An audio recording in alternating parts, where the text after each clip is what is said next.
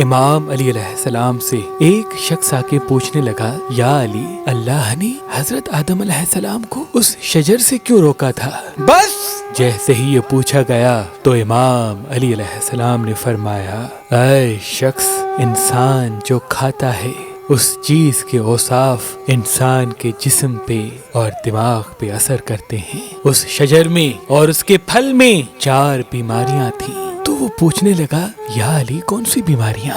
امام علی علیہ السلام نے فرمایا، پہلی بیماری حسد، دوسری بیماری نفرت، تیسری بیماری تکبر اور چوتھی بیماری نفسانی خواہشات۔ یاد رکھنا، اللہ نے یہ چاہا کہ آدم اور اس کی بیوی ہوا ان 4 بیماریوں سے دور رہے، لیکن افسوس شیطان نے آدم علیہ السلام کو اس پھل کے سبب ان بیماریوں میں جکڑ دیا۔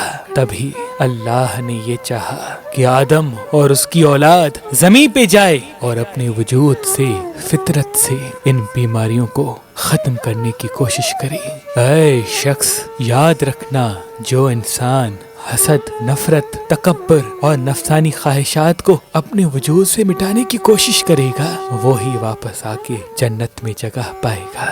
ہر انسان کے وجود میں یہ جو بیماریاں پائی جاتی ہیں، یہ اس پھل کے اوصاف کا نتیجہ ہے۔ اپنے وجود میں کبھی بھی ان بیماریوں کو ابھرنے نہ دو، اللہ تمہاری جنت یقینی بنا دے گا۔